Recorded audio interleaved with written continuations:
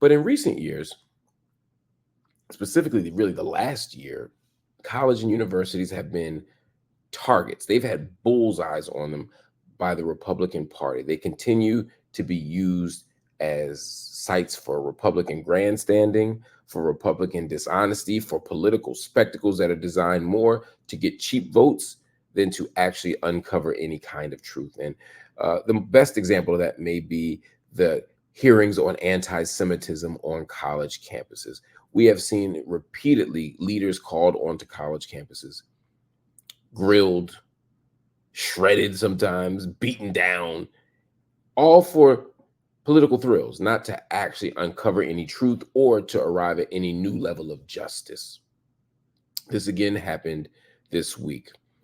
GOP representatives called on 3 college leaders to testify before Congress after being accused of, quote, failing to prevent anti-Semitism during pro-Palestinian protests. University of California, Los Angeles, Rutgers University, and Northwestern University are all being accused of not immediately punishing students and faculty members for protesting.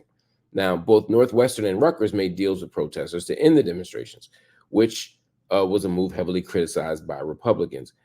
In December of 2023, you might remember, presidents of the University of Pennsylvania and Harvard were forced to resign following criticisms from donors, students, and politicians about how they handled pro-Palestinian protesters. The fact that you're watching these college leaders once again sitting in Congress talking about how they handled things, this is not, I promise you, this is not about anti-Semitism. It should be. We should absolutely care about anti-Semitism. We should absolutely be committed to preventing anti-Semitism on campus. We should definitely be holding people accountable who fail to address anti-Semitism on campus. But that's not what this is about. This is about creating spaces where pro-Palestinian voices, pro-Palestinian protesters, pro-Palestinian perspectives are silenced and maybe even criminalized. That's what's happening right now. Nobody would confuse the president of Rutgers University or UCLA or Northwestern with radical leftists who are trying to tear down Israel. That ain't what this is about. Nobody even thinks that's what they're doing. What they want to do is create an environment so hostile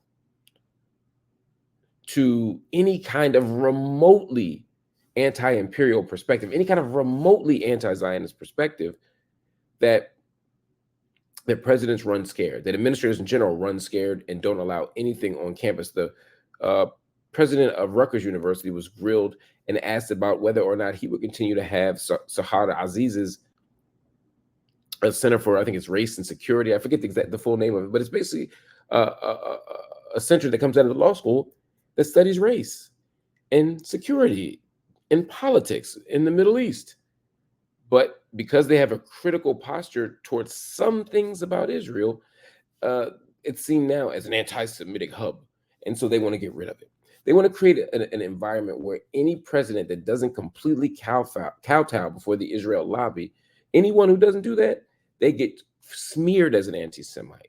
They get smeared as a troublemaker, and they then get in the crosshairs of donors, of students, of faculty, of parents, of media. And instead of having a fair conversation, instead of having a democratic conversation, instead of having the type of conversations that we imagine happen on university campuses, we just end up with more of the same. And what is the same? The same is silence. The same is the very cancel culture that these people say they hate. They all hate cancel culture till Israel and Palestine come up. They all worship at the altar of free speech until it's time to say, free Palestine from the river to the sea. They love this stuff until they hate this stuff. And they hate this stuff when it comes to Palestine, because as always, there is an exception for Palestine.